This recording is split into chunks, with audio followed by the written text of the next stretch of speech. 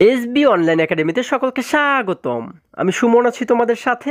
ছোট্ট বন্ধুরা, আজকে আমরা পঞ্চম শ্রেণীর ২৯ পৃষ্ঠার মধ্যে যে অঙ্কগুলো রয়েছে এগুলোকে সবচেয়ে সহজ নিয়মে কিভাবে করে সমাধান করা যায় এই বিষয়টি শিখব। চলো তাহলে শুরু করা যাক। বন্ধুরা, আমরা যদি ২৯ পৃষ্ঠার একদম উপরে লক্ষ্য করি, এখানে ৫.৩-এ বলা হয়েছে লসাগু এর ব্যবহার। আমরা কিন্তু এর আগের পৃষ্ঠাগুলোতে লসাগু কী এবং লসাগু কিভাবে করে নির্ণয় করতে হয় এই বিষয়গুলো শিখেছি। এবারে আমরা শিখব যে লসাগু কিভাবে করে ব্যবহার করে যে কোনো অঙ্ককে সমাধান করা যায়। দেখো বন্ধুরা, আমরা একদম শুরুতে এখানে ৩ নম্বরে কিন্তু একটি প্রশ্ন দেখতে পাচ্ছি। এখানে আমাদেরকে বলা হয়েছে কিছু টাইলস আছে যার প্রত্যেকটির দৈর্ঘ্য ৮ সেন্টিমিটার এবং প্রস্থ ৬ সেন্টিমিটার। আমরা টাইলসগুলো মেঝেতে বসিয়ে একটি বর্গক্ষেত্র বানাতে চাই। সবচেয়ে ছোট বর্গক্ষেত্রটির এক বাহুর দৈর্ঘ্য নির্ণয় করি। দেখো, এখানে যদি আমরা প্রশ্নটিকে আবারও একটু সুন্দরভাবে বোঝার চেষ্টা করি, এখানে আমাদেরকে বলা হয়েছে যে আমাদের কাছে কিছু টাইলস রয়েছে। দেখো, আমরা একটু পাশে লক্ষ্য করলে এখানে একটি চিত্র দেখতে পাচ্ছি। এই চিত্রে এই যে একটি রং করা টাইলস আমরা দেখতে পাচ্ছি এবং বলা হয়েছে যে এই যে টাইলসগুলো আমাদের রয়েছে এর প্রত্যেকটি টাইলসের দৈর্ঘ্য অর্থাৎ লম্বায় হচ্ছে এটি ৮ সেন্টিমিটার এবং প্রস্থে হচ্ছে এটি ৬ সেন্টিমিটার, অর্থাৎ পাশে রয়েছে ৬ সেন্টিমিটার। এখন এরকম কিছু টাইলস আমাদের কাছে রয়েছে। আমরা কি করব? এই টাইলসগুলো মেঝেতে বসিয়ে একটি বর্গক্ষেত্র বানাতে চাই। তাহলে এই টাইলসগুলো আমরা পাশাপাশি বসিয়ে আমরা কি করব? একটি বর্গক্ষেত্র বানাতে চাই। আমরা জানি বর্গক্ষেত্র কেমন হয়? বর্গক্ষেত্রের ৪টি পাশ কিন্তু সমান হয়। এই দেখো, এটি কিন্তু একটি বর্গক্ষেত্র, তাই না? আমরা জানি বর্গক্ষেত্রের প্রত্যেকটি বাহু সমান হয়। বাহু অর্থ কি? এক একটি পাশ। এক একটি পাশ কিন্তু সমান হয়, অর্থাৎ এই উপরের পাশ যতটুকু নিচের পাশ ঠিক ততটুকুই হবে, এই পাশেরটাও ঠিক ততটুকুই হবে এবং এই পাশেরটাও ঠিক ততটুকুই হবে। এর প্রত্যেকটি পাশ কিন্তু সমান হয়, তাই না? তাহলে আমরা এই টাইলসগুলোকে পাশাপাশি বসাবো এবং নিচে নিচে বসিয়ে আমরা এরকম একটি বর্গক্ষেত্র তৈরি করবো, অর্থাৎ যার ৪ পাশ সমান এরকম একটি বর্গক্ষেত্র আমরা তৈরি করব। এবং আমাদের বলা হয়েছে যে সবচেয়ে ছোট বর্গক্ষেত্রটির এক বাহুর দৈর্ঘ্য নির্ণয় করি। অর্থাৎ আমরা যে বর্গক্ষেত্রটি তৈরি করতে পারবো সবচেয়ে ছোট, সেই বর্গক্ষেত্রটির এক বাহুর দৈর্ঘ্য আমাদের নির্ণয় করতে বলা হয়েছে। যেহেতু বর্গের ৪টি বাহুর দৈর্ঘ্য সমান হয়ে থাকে, যার কারণে কিন্তু আমরা একটি বাহুর দৈর্ঘ্য নির্ণয় করলে বাকি ৪টি বাহুর দৈর্ঘ্য আমরা অটোমেটিক পেয়ে যাব, তাই না? তাহলে আমাদের কিন্তু একটি বাহুর দৈর্ঘ্য এখানে নির্ণয় করতে বলা হয়েছে। তাহলে আমরা কিভাবে করে সবচেয়ে ছোট বর্গক্ষেত্রটির এক বাহুর দৈর্ঘ্য আমরা কিভাবে করে নির্ণয় করতে পারি? আমাদের এই যে একটি টাইলস রয়েছে, দেখো এই একটি টাইলসের দৈর্ঘ্য রয়েছে ৮ সেন্টিমিটার এবং প্রস্থ রয়েছে ৬ সেন্টিমিটার। তাহলে ৬ এবং 8কে যদি আমরা লসাগু বের করি, দেখো ৬ এবং 8-এর লসাগু যদি আমরা বের করি তাহলেই কিন্তু আমরা পেয়ে যাব যে আমাদের এই যে এখানে সবচেয়ে ছোট যে বর্গক্ষেত্রটি হবে সেটির এক বাহুর দৈর্ঘ্য কত। আশা করি সকলেই তোমরা বুঝতে পেরেছো। এই দুটি সংখ্যার লসাগু করলেই কিন্তু আমরা উত্তরটি পেয়ে যাব। তাহলে আমরা কি লিখতে পারি? আমরা ৩ নাম্বার দিয়ে লিখতে পারি। আমরা ৩ নাম্বার দিয়ে লিখব হচ্ছে ৮ এবং ৬-এর ৮ এবং ৬-এর লসাগু যত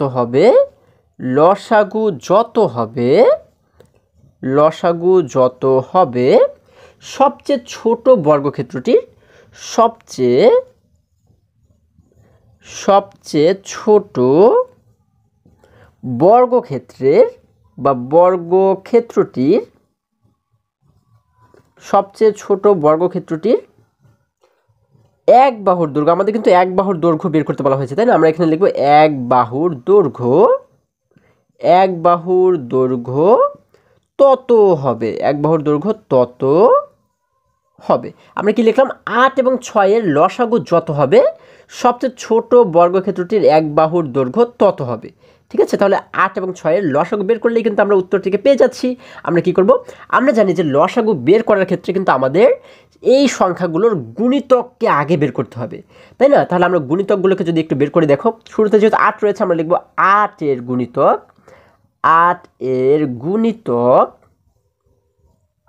আমরা ৮-এর গুণিতক কীভাবে করে বের করবো? আমরা জানি গুণিতক মানে হচ্ছে ৮-এর ঘরের নামতা, তাই না? অর্থাৎ 8-এর ঘরের নামতা যদি আমরা পড়ি তাহলে কিন্তু 8-এর গুণিতকগুলোকে আমরা খুব সহজেই বের করে ফেলতে পারবো।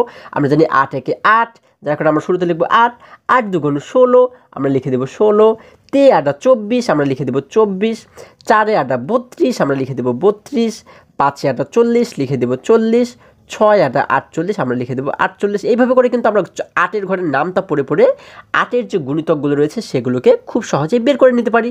এবারে দেখো 8-এর কাজ আমাদের শেষ হয়ে গেল, এরপরে আমরা 6-এর কাজ করবো, অর্থাৎ 6-এর গুণিতক যেগুলো রয়েছে এগুলোকে কিন্তু আমরা ঠিক একই রকমভাবে বের করব। দেখো আমরা লিখব 6-এর গুণিতক। বন্ধুরা আমরা কিন্তু 8-এর আরও গুণিতক এখানে চাইলে বের করতে পারি, কিন্তু আমাদের এই অঙ্কটির ক্ষেত্রে এই যে কয়টি গুণিতক আমি বের করেছি এতগুলো বের করলে আমাদের অঙ্ক সমাধান করা হয়ে যাবে, যার কারণে আমি অন্য আর গুণিতক বের করে দেখাচ্ছি না, ঠিক আছে। আচ্ছা, এবার যদি আমরা 6-এর গুণিতক বের করি, দেখো আমরা লিখলাম 6-এর গুণিতক সমান সমান, এখন 6-এর গুণিতক কীভাবে বের করব? হ্যাঁ, তোমরা আশা করি ঠিকই ধরেছ, আমরা কিন্তু 6-এর ঘরের নামটা পড়ে পড়ে 6-এর গুণিতকগুলোকে বের করে ফেলতে পারি। যেমন 6 1 6 আমরা লিখে দেবো 6, 6 2 হয় 12, আমরা লিখে দেবো 12, 3 6 18 লিখে দেবো 18, 4 6 24 লিখে দেবো 24, 5 6 30 লিখে দেবো 30, তারপর হচ্ছে 6 6 36 আমরা লিখে দেবো 36। এভাবে করে কিন্তু আমরা 6-এর গুণিতকগুলোকে বের করতে পারি। এখন যখন আমাদের গুণিতকগুলোকে বের করা হয়ে যাবে তখন আমরা কি দেখব? আমরা দেখব এই যে গুণিতকগুলো আমরা পেয়েছি, এখানে কিন্তু দুটি লাইন আমরা পেয়েছি, তাই না? এই দুই লাইনের মধ্যে একই রকম কোন কোন সংখ্যা রয়েছে, অর্থাৎ আমরা কিন্তু এগুলোকে মিলাবো যে উপরে এবং নিচে একই রকম কোনো সংখ্যা রয়েছে কিনা। যেমন দেখো এখানে উপরে রয়েছে 8, নিচে কিন্তু কোনো 8 নেই। এবারে আমরা এখানে দেখতে পাচ্ছি 16, নিচে কিন্তু কোনো 16 নেই। এখানে দেখতে পাচ্ছি 24, নিচে দেখো এই যে রয়েছে 24, অর্থাৎ এই উপরেও রয়েছে 24 এবং নিচেও রয়েছে 24। আমরা কিন্তু একটি সংখ্যার মিল পেয়েছি। এবারে এখানে রয়েছে 32, নিচে 32 নেই, এখানে 40 রয়েছে, এখানে 40 নেই, 48 রয়েছে, এখানে কোনো 48 নেই। তাহলে এখানে কিন্তু শুধুমাত্র আমরা একটি সংখ্যার মিল পেয়েছি। এখানে যদি আমরা আরও কোনো সংখ্যার মিল পেতাম, আমরা ধরো যে 3টি সংখ্যার মিল পেয়েছি, হ্যাঁ, 24-এর পরে আরও 2টি সংখ্যা, অর্থাৎ মোট আমরা 3টি সংখ্যার মিল পেয়েছি। তাহলে এই 3টি সংখ্যা থেকে আমরা কোনটিকে লসাগু হিসেবে বেছে নিব? আমরা কিন্তু সবচেয়ে ছোট সংখ্যাটিকে লসাগু হিসেবে বেছে নিব, ঠিক আছে। তাহলে এখানে আমরা যেহেতু পেয়েছি মাত্র একটিকে, অর্থাৎ এই 24কেই কিন্তু আমরা এখানে লসাগু হিসেবে বেছে নিব। আবার এখানে যদি আমরা মনে করি যে এখানেও 50 রয়েছে, আবার নিচেও 50 রয়েছে, 50 এবং 50-এর মধ্যেও মিল রয়েছে, তাহলে আমরা কতকে নিব? 50কে নিব নাকি 24কে নিব? আমরা কিন্তু 24কে নিব, কারণ যে সংখ্যাটি ছোট হবে তাকেই কিন্তু আমরা লসাগু হিসাবে বেছে নিব। তাহলে এখানে যেহেতু 24 ছোট, যার কারণে কিন্তু 24কে আমরা লসাগু হিসাবে বেছে নিব। আমরা লিখব সুতরাং নির্ণেয় লসাগু, নির্ণেয় লসাগু, নির্ণেয় লসাগু হচ্ছে কত পেয়েছি আমরা? নির্ণেয় লসাগু সমান সমান 24, আমরা লিখে দেবো 24। এই যে 24 আমরা পেয়েছি, 24 দ্বারা আমরা কী বুঝতে পারি? আমরা আমাদের কাছে যে টাইলসগুলো রয়েছে সেগুলোকে পাশাপাশি বসিয়ে এবং নিচে নিচে বসিয়ে আমরা সবচেয়ে ছোট যে বর্গক্ষেত্রটি তৈরি করতে পারবো, এর এক বাহুর দৈর্ঘ্য হচ্ছে 24 সেন্টিমিটার।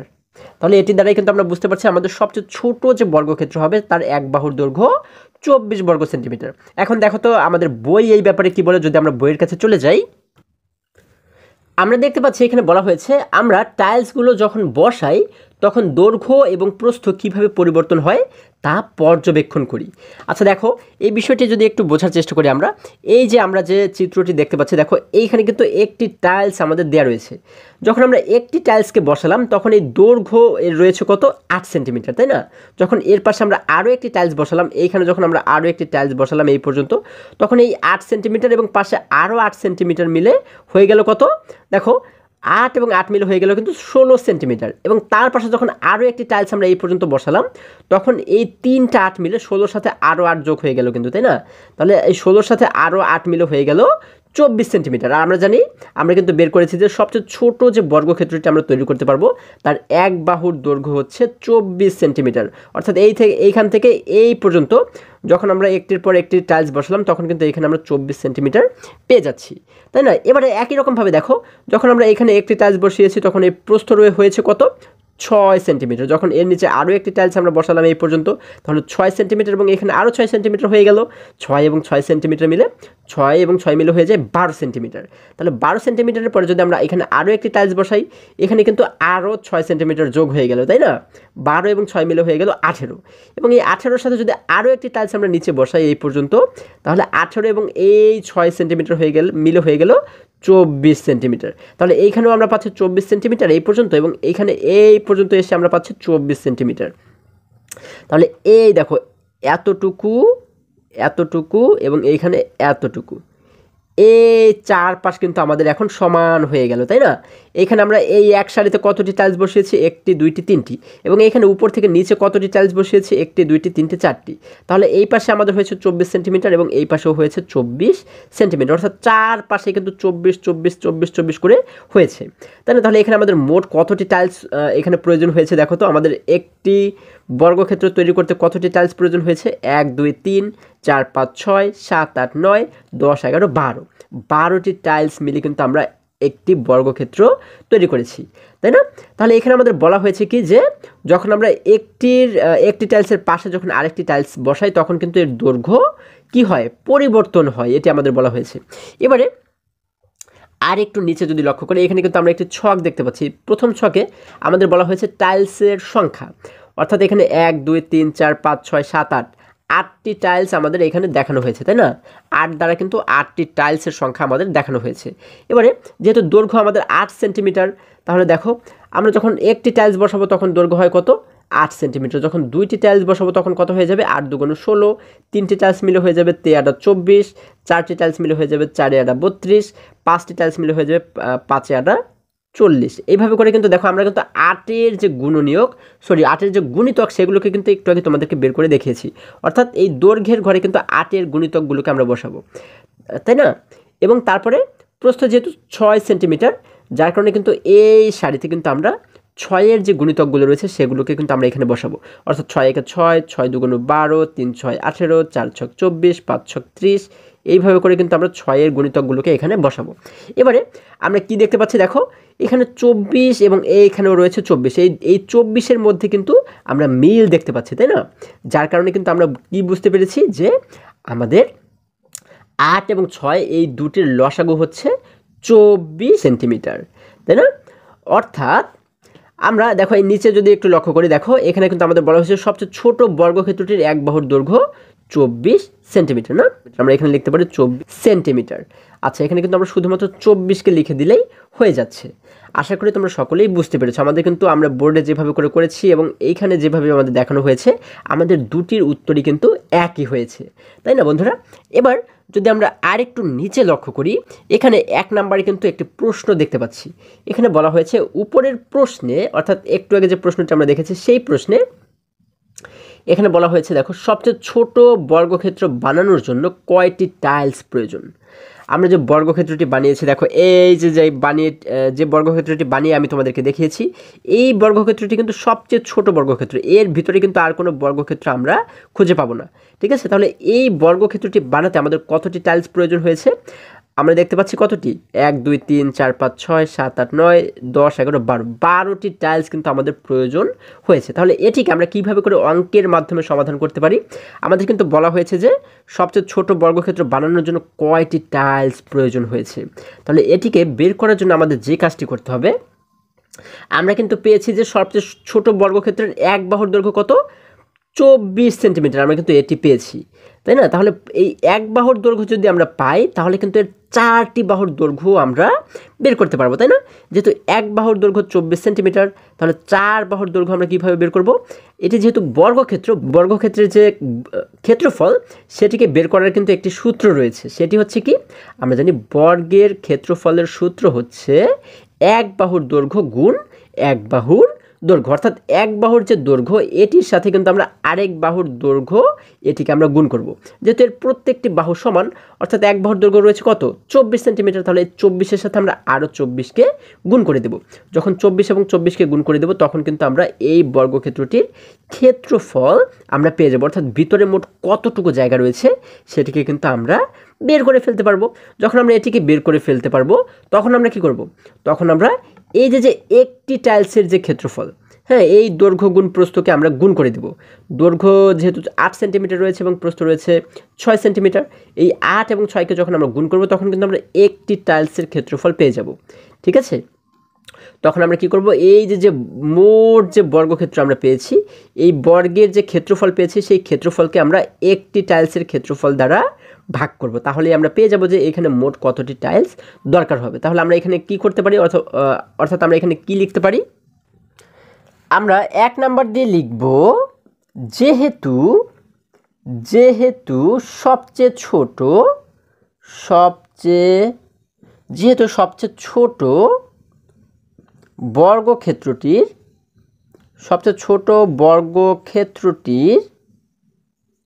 ক্ষেত্রটির এক বাহুর দৈর্ঘ্য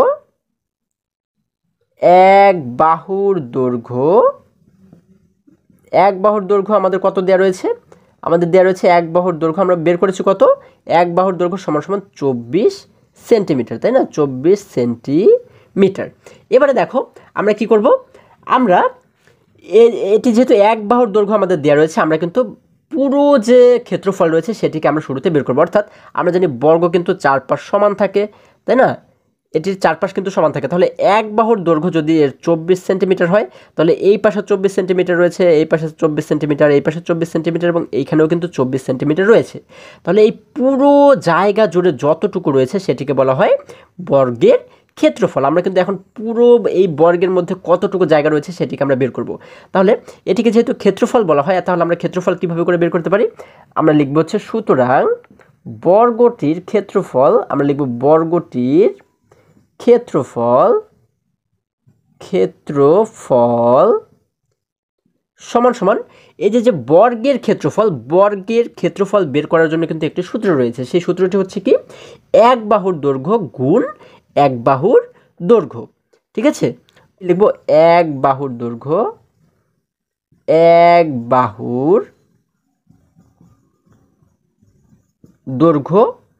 গুণ এক বাহুর প্রস্থ।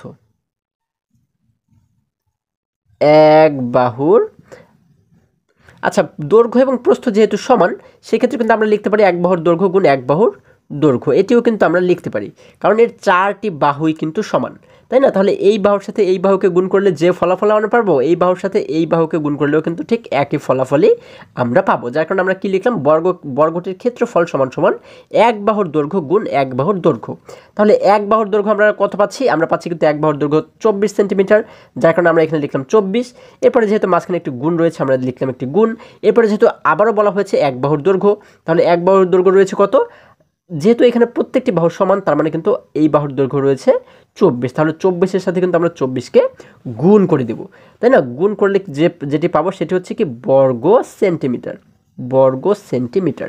তাহলে দেখো আমরা যদি আলাদা জায়গাতে 24 এবং 24-কে গুণ করি, দেখো আমরা একটু গুণ করে যদি দেখি, 24 এবং 24-কে যদি গুণ করি, আমরা 4-কে 4 দ্বারা গুণ করলে হয় 4 4 16, 16 6-কে লিখবে এখানে, হাতে থাকে হচ্ছে আমাদের 1। এবারে 4-কে 2 দ্বারা গুণ করলে হয় 4 2 8, 8 এবং হাতের 1 মিলে হয়ে যায় 9, আমরা লিখে দিলাম 9, নিচে একটু শূন্য দিলাম। এবার যদি 2 দ্বারা উপরের সংখ্যা দুটিকে আমরা গুণ করি, দেখো 2 দ্বারা 4-কে গুণ করলে হয় 4 2 8, আমরা লিখে দিলাম 8, 2 দ্বারা 2-কে গুণ করলে হয় 2 2 4, তাই না? তাহলে আমরা এখানে লিখে দিলাম 4। এবারে যদি আমরা এই উপরের সংখ্যা এবং নিচের সংখ্যাটিকে যদি আমরা যোগ করে দিই, দেখো 6 এবং 0-কে যোগ করলে 6ই হয়, লিখে দিলাম 6। 9 এবং 8-কে যোগ করলে হয় হচ্ছে আমাদের 17। 17-এর 7-কে লিখবো আমরা এখানে, হাতে থাকে হচ্ছে আমাদের 1। এবারে দেখো এখানে রয়েছে 4 এবং হাতের 1 মিলে হয়ে যায় 5, অর্থাৎ আমরা এখানে মোট পাচ্ছি হচ্ছে 576। এটি হচ্ছে কি আমাদের উত্তর। অর্থাৎ আমরা 24-এর সাথে যখন 24-কে গুণ করলাম, আমরা পাচ্ছি 576। এটি দ্বারা আমরা বুঝতে পারছি যে এই যে বর্গক্ষেত্রটি আমরা তৈরি করলাম, এই সবচেয়ে ছোট বর্গক্ষেত্রটির ক্ষেত্রফল, অর্থাৎ ভিতরে মোট জায়গা রয়েছে কতটুকু? 576 বর্গ সেন্টিমিটার। আমরা লিখে দেবো 576 বর্গ সেমি, অর্থাৎ সেন্টিমিটার। এখন দেখো আমরা কিন্তু এই বর্গক্ষেত্রটির ভিতরে কতটুকু জায়গা রয়েছে সেটিকে আমরা বের করেছি। এখন এর ভিতরে আমরা কতটি টাইলস বসাতে পারবো, তাই না? সেটি কিন্তু আমাদের বের করতে বলা হয়েছে। অর্থাৎ এইটি আমাদের বানাতে কতটি টাইলসের প্রয়োজন, তাই না? এখানে কিন্তু ছোট ছোট টাইলস দিয়ে কিন্তু আমরা এই বর্গক্ষেত্রটি পূরণ করব, তাই না? তাহলে এই ভিতরে কতটি টাইলস আমাদের প্রয়োজন সেটি কিন্তু আমাদের বের করতে বলা হয়েছে। তাহলে দেখো আমরা জানি যে এই যে ছোট ছোট টাইলস রয়েছে, এই ছোট টাইলসের দৈর্ঘ্য হচ্ছে 8 সেন্টিমিটার এবং প্রস্থ হচ্ছে 6 সেন্টিমিটার, তাই না? আমাদের যে টাইলসগুলো রয়েছে, এই টাইলসের দৈর্ঘ্য হচ্ছে 8 সেন্টিমিটার এবং প্রস্থ হচ্ছে 6 সেন্টিমিটার। তাহলে এই টাইলসের ভিতরে মোট কতটুকু জায়গা রয়েছে? অর্থাৎ ভিতরের জায়গাটুকুকে কি বলা হয়? ভিতরের মোট জায়গাটুকুকে বলা হয় কিন্তু ক্ষেত্রফল। তাহলে এই ক্ষেত্রফল কত রয়েছে সেটিকে আমরা কিভাবে করে বের করতে পারি? এই টাইলস যেহেতু একটি আয়তক্ষেত্রের মতো, তাই না? একটা আয়তক্ষেত্র, যার কারণে আয়তক্ষেত্রের আমরা কিন্তু ক্ষেত্রফল বের করব। তাহলে আমরা জানি কি যে আমরা জানি যে আয়তক্ষেত্রের ক্ষেত্রফলের সূত্রটি হচ্ছে দৈর্ঘ্য গুণ প্রস্থ, অর্থাৎ এই দৈর্ঘ্যের সাথে কিন্তু আমরা প্রস্থকে গুণ করলেই মোট যে কতটুকু জায়গা রয়েছে অর্থাৎ ক্ষেত্রফল কত রয়েছে সেটি কিন্তু আমরা বের করে ফেলতে পারবো। তাহলে আমরা কি লিখতে পারি? আমরা লিখব হচ্ছে টাইলসের ক্ষেত্রফল। আমরা লিখব টাইলসের ক্ষেত্রফল, টাইলস এর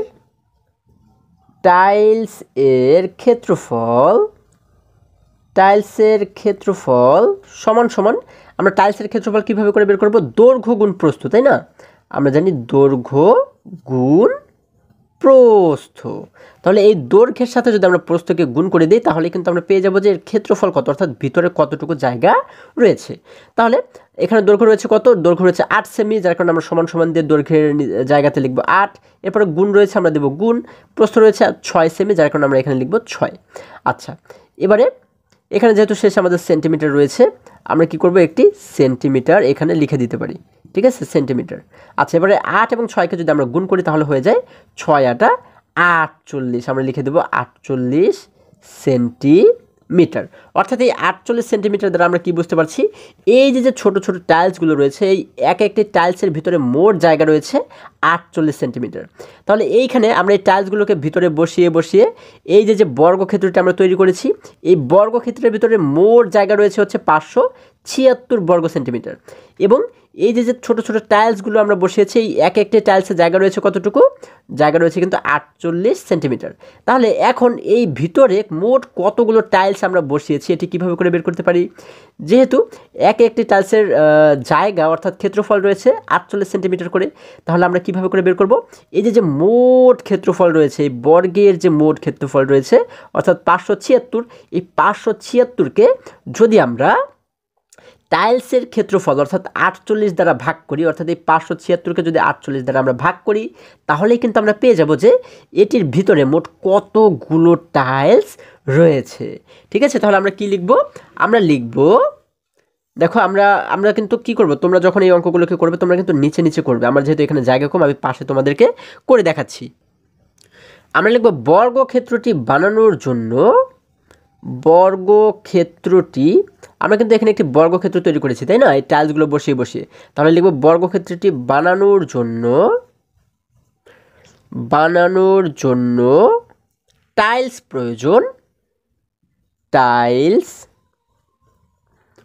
প্রয়োজন, তোমরা এক লাইনে কিন্তু লিখবে এটা প্রয়োজন। আমরা এবারে কিভাবে করে বের করব? এই যে বর্গক্ষেত্রের মোট যে ক্ষেত্রফল অর্থাৎ 576, এটিকে আমরা ভাগ করব কত দ্বারা? 48 দ্বারা। আমরা লিখব হচ্ছে 576 ভাগ 48।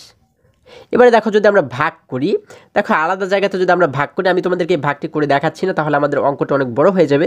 যেহেতু গুণ ভাগ কিভাবে করে করতে হয় এই বিষয়টি তোমাদেরকে এর আগেও আমি শিখিয়েছি। আশা করি তোমরা সকলেই গুণ ভাগ খুব সহজেই তোমরা নিজেরাই সমাধান করতে পারবে। তাহলে যখন আমরা 576কে 48 দ্বারা ভাগ করব তখন আমরা ভাগফল পাবো হচ্ছে 12। ঠিক আছে, 12 বর্গ সেন্টিমিটার, অর্থাৎ 12 বর্গ সেন্টিমিটার। এখানে কি আমরা কি বের করেছি? আমরা কিন্তু বের করেছি কতটি টাইলস প্রয়োজন, তাই না? যার কারণে আমরা এখানে লিখব 12টি, অর্থাৎ আমাদের কিন্তু 12টি টাইলস এটিকে পূরণ করতে, অর্থাৎ এই বর্গক্ষেত্রটি পূরণ করতে বা বর্গক্ষেত্রটি তৈরি করতে আমাদের কিন্তু 12টি টাইলস প্রয়োজন। তাহলে এই 12টি হচ্ছে কি আমাদের উত্তর। আমরা উত্তর দিয়ে লিখব 12টি। আমরা উত্তর দিয়ে কি লিখব? উত্তর দিয়ে লিখব 12টি। আশা করি তোমরা এই অঙ্কটি খুবই সহজেই এবং খুবই সুন্দরভাবে বুঝতে পেরেছো। এরপরে যদি আমরা পরবর্তী অঙ্কে চলে যাই, বন্ধুরা আমরা যদি 2 নাম্বার প্রশ্নটা লক্ষ্য করি, এখানে বলা হয়েছে আকারের দিক থেকে দ্বিতীয় ক্ষুদ্রতম বর্গক্ষেত্র বানানোর জন্য কয়টি টাইলস প্রয়োজন? দেখো আমাদের বলা হয়েছে আকারের দিক থেকে দ্বিতীয় ক্ষুদ্রতম বর্গক্ষেত্র বানানোর জন্য কয়টি টাইলস প্রয়োজন। আমরা 1 নম্বরে বের করেছি কি আমাদের প্রথম ক্ষুদ্রতম যে বর্গক্ষেত্র এটি তৈরি করার জন্য আমাদের 12টি টাইলস প্রয়োজন, তাই না? এখন আমাদের এটির পরে দ্বিতীয় যে বর্গক্ষেত্রটি, দ্বিতীয় ক্ষুদ্রতম বর্গক্ষেত্রটি, সেটি বানানোর জন্য কতটি টাইলস প্রয়োজন এটি কিন্তু আমাদের বের করতে বলা হয়েছে। তাহলে প্রথম ক্ষুদ্রতম যে বর্গক্ষেত্র এটি বানানোর জন্য যেহেতু আমাদের 12টি টাইলস প্রয়োজন হয়েছে, তাহলে দ্বিতীয় বর্গক্ষেত্রটি বানানোর জন্য আমাদের কিন্তু ঠিক এর চেয়ে বেশি, অনেক বেশি জায়গার দরকার, তাই না? এই যে ভিতরে যে বর্গক্ষেত্র রয়েছে অর্থাৎ ভিতরে যে জায়গা রয়েছে তার ডাবল জায়গা কিন্তু দরকার। তাহলে দেখো আমরা এটিকে কিভাবে করে বের করতে পারি। এখানে প্রথম যে ক্ষুদ্রতম বর্গক্ষেত্র এর এক বাহুর দৈর্ঘ্য ছিল হচ্ছে কত, এক বাহুর দৈর্ঘ্য ছিল 24 সেন্টিমিটার। তাহলে দ্বিতীয় ক্ষুদ্রতম বর্গক্ষেত্রের ক্ষেত্রে আমাদের এক বাহুর দৈর্ঘ্য হবে কত, এই 24-এর সাথে কিন্তু 2 গুণ হবে, ঠিক আছে। তাহলে এক বাহুর দৈর্ঘ্য যখন আমরা বের করতে পারবো তখন কিন্তু আমরা এর ভিতরে কতটুকু জায়গা রয়েছে অর্থাৎ ক্ষেত্রফল কতটুকু রয়েছে সেটিকেও বের করতে পারবো। তাহলে এক বাহুর দৈর্ঘ্য আমরা কীভাবে বের করবো, 24-এর সাথে আমরা 2কে গুণ করে দেবো। তাহলে 2 নাম্বার দিয়ে আমরা কি লিখতে পারি, আমরা 2 নাম্বার দিয়ে লিখব যেহেতু প্রথম ক্ষুদ্রতম বর্গের এক বাহুর দৈর্ঘ্য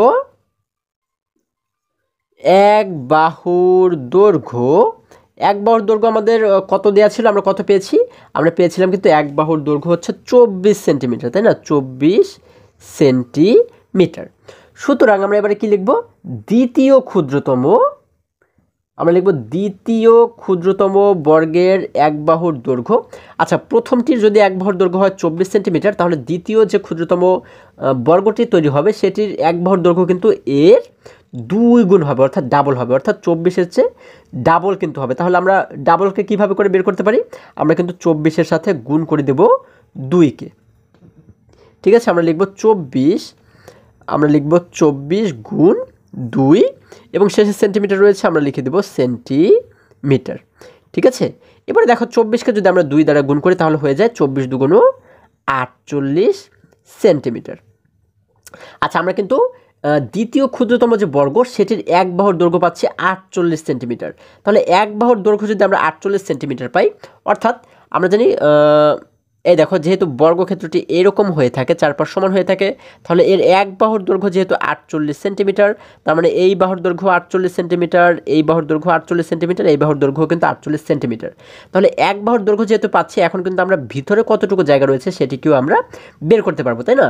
অর্থাৎ ভিতরে অর্থাৎ ক্ষেত্রফল কতটুকু রয়েছে সেটিকেও কিন্তু আমরা বের করতে পারবো। তাহলে ক্ষেত্রফলটাকে আমাদের কিন্তু শুরুতে বের করতে হবে। তাহলে আমরা কি লিখবো এবারে, আমরা লিখব সুতরাং ক্ষেত্রফল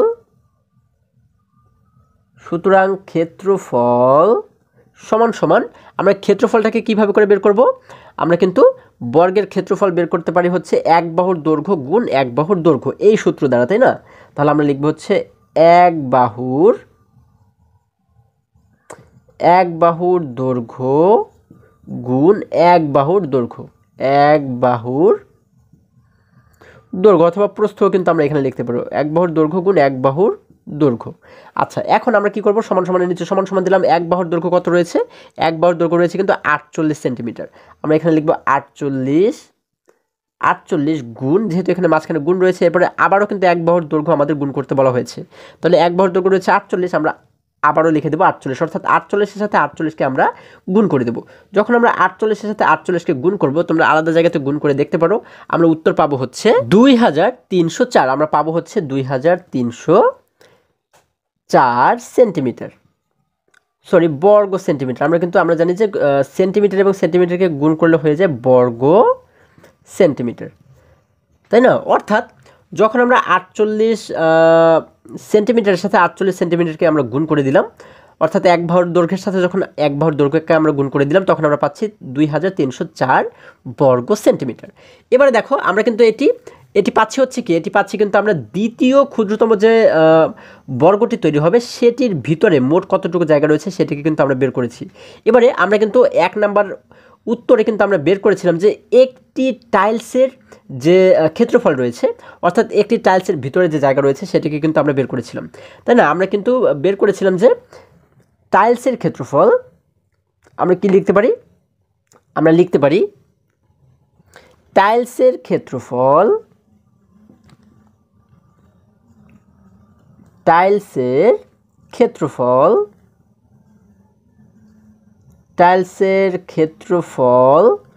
কত দেওয়া রয়েছে, টাইলসের ক্ষেত্রফল দেওয়া রয়েছে, আমরা কিন্তু পেয়েছিলাম হচ্ছে 48 সেন্টিমিটার, তাই না, 48 সেন্টিমিটার।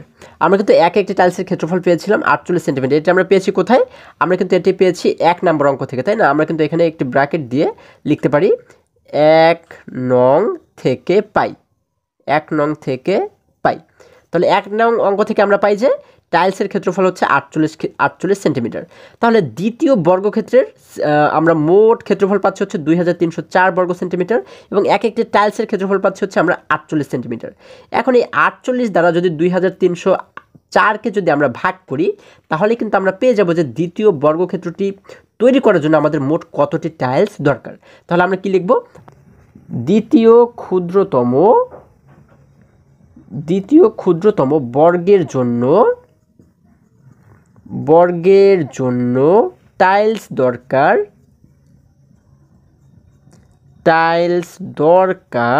এখন আমরা কি করব? এই যে 2304 সেন্টিমিটার এখানে আমরা পাচ্ছি বর্গ সেন্টিমিটার, এটিকে আমরা ভাগ করব কত দ্বারা? 48 দ্বারা।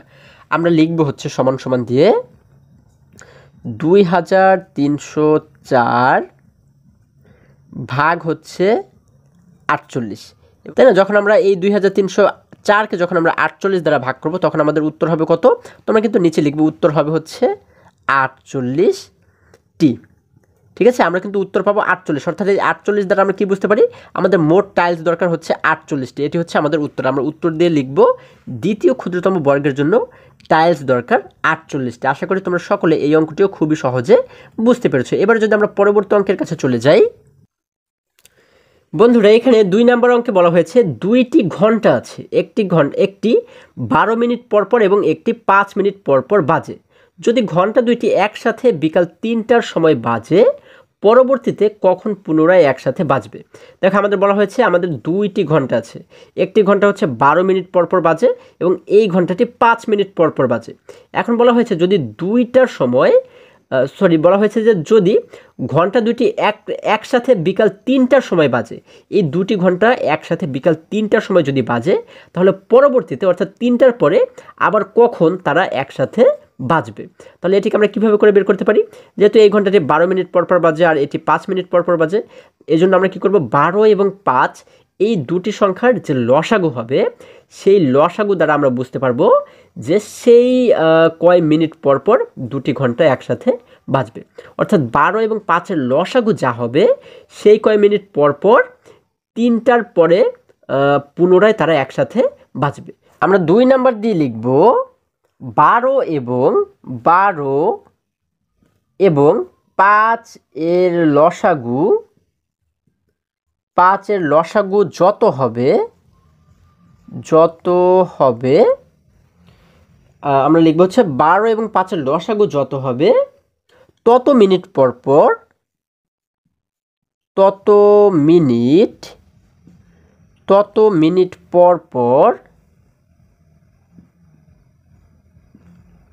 ঘন্টাগুলো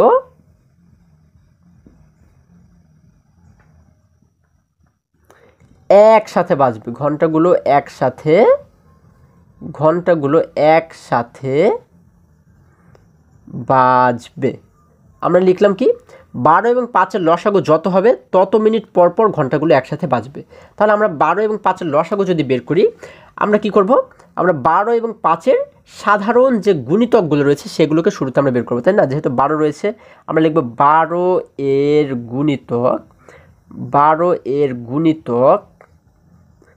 গুণিতক আমরা কীভাবে বের করব? 12 এর ঘরের নামটা যদি আমরা পড়ি তাহলে কিন্তু 12 এর গুণিতকগুলোকে আমরা পেয়ে যাব। আমরা জানি 12 একে 12, 12 দুগুণ 24, 3 বারং 36, 4 বারং 48, 5 বারং 60। আচ্ছা, আমাদের এর চেয়ে বেশি এই অঙ্কের ক্ষেত্রে দরকার নেই, তোমরা কিন্তু চাইলে আরও লিখতে পারো।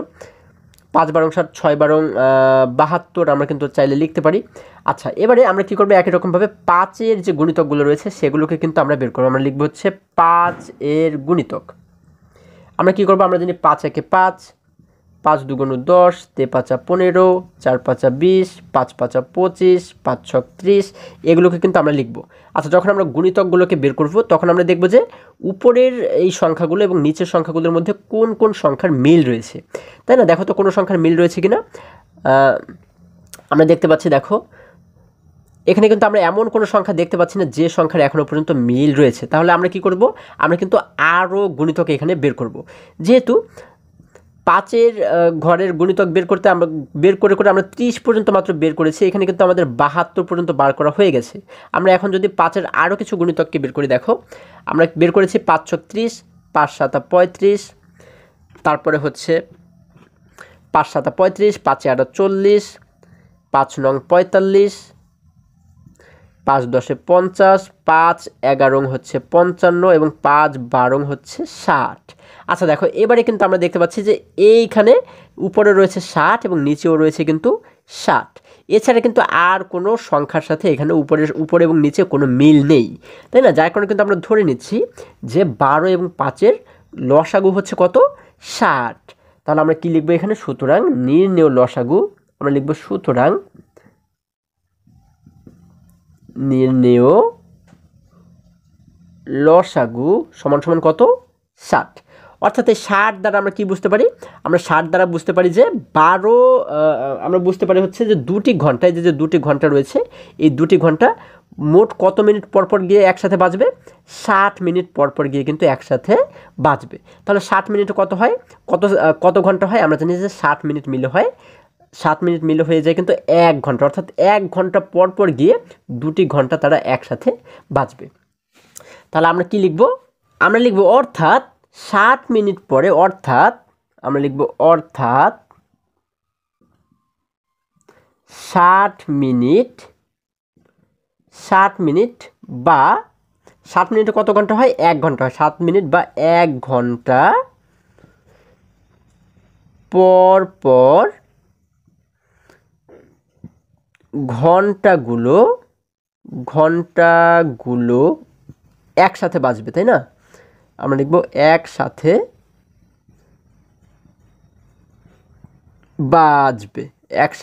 বাজবে। সুতরাং আমাদের যেহেতু প্রশ্নে বলা হয়েছে যে 3টার সময় যদি ঘন্টাগুলো একসাথে বাজে, তাহলে পরবর্তী কখন আবার তারা একসাথে বাজবে? তাহলে আমরা লিখব সুতরাং 3টার পরে অর্থাৎ 3 + 1 ঘন্টা সমান সমান 3 ঘন্টা এবং 1 ঘন্টা মিলে হয় কত ঘন্টা? দেখো 3টার সময় যেহেতু তারা একসাথে বাজে, এরপরে আবার 1 ঘন্টা পরে গিয়ে কিন্তু একসাথে বাজবে। তাহলে 3টার সাথে আমরা আরও 1 ঘন্টাকে যোগ করে দেবো। তাহলে 3টার পরে 1 ঘন্টা মিলে হয়ে যায় 4 ঘন্টা, তাই না? অর্থাৎ 4টায় আমরা লিখলাম সুতরাং 3টার পরে অর্থাৎ 3 + 1 ঘন্টা সমান সমান 4টার সময় ঘন্টাগুলো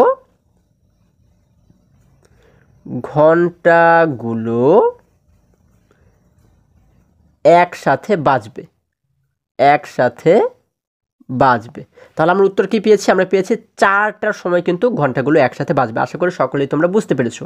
এবার যদি আমরা পরবর্তী অঙ্কের কাছে চলে যাই, এখানে 3 নম্বর প্রশ্নে বলা হয়েছে একটি বাস স্টেশন থেকে ক কোম্পানির বাস 15 মিনিট পরপর এবং খ কোম্পানির বাস 25 মিনিট পরপর ছাড়ে। যদি সকাল 8টা 45-এ 2টি কোম্পানির বাস একসাথে ছাড়ে, পরবর্তীতে কখন পুনরায় একসাথে ছাড়বে? দেখো আমাদের বলা হয়েছে যে একটি বাস স্টেশন থেকে ক কোম্পানির যে বাস রয়েছে সেটি 15 মিনিট পরপর ছাড়ে এবং খ কোম্পানির যে বাস রয়েছে সেটি 25 মিনিট পরপর একটা ছাড়ে। এখন বলা হয়েছে যদি সকাল 8টা 45-এ 2টি কোম্পানির বাস একসাথে ছাড়ে, তাহলে পরবর্তীতে কখন পুনরায় একসাথে ছাড়বে? তাহলে এটিকে আমরা কীভাবে বের করতে পারি? যেহেতু একটি 15 মিনিট পরপর ছাড়ে এবং আরেকটি 25 মিনিট পরপর ছাড়ে, অর্থাৎ এই 15 এবং 25 এই দুটির যে লসাগু হবে, সেই লসাগুর যে উত্তরটা হবে, সেই উত্তর দ্বারা আমরা বুঝতে পারবো যে 2টি কোম্পানির বাস পরবর্তীতে কত মিনিট পরে অর্থাৎ কত মিনিট পরে তারা একসাথে ছাড়বে। আবারও একটু বোঝার চেষ্টা করো, যেহেতু একটি বাস 15 মিনিট পরপর ছাড়ে এবং আরেকটি বাস 25 মিনিট পরপর ছাড়ে, তাহলে 15 এবং 25-এর লসাগু যখন আমরা বের করব, তখন আমরা বুঝতে পারবো যে কত মিনিট পরপর বাসগুলো একসাথে ছাড়ে। তাহলে যে উত্তরটি আমরা পাবো সেই মিনিটের সাথে আমরা কি করব?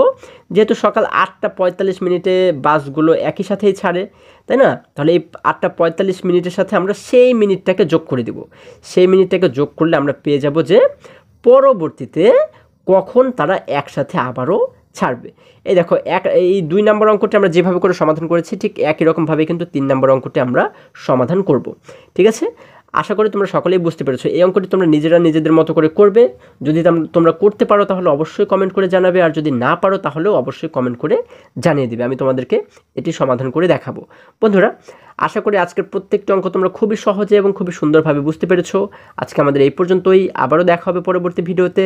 আর হ্যাঁ, তোমরা যদি আমার চ্যানেলে নতুন হয়ে থাকো তাহলে অবশ্যই এখনই চ্যানেলটি সাবস্ক্রাইব করে পাশে থাকো, যেন আমার যে কোনো ভিডিও আপলোড করার সাথে সাথে খুব সহজেই তোমরা সেটি পেতে পারো।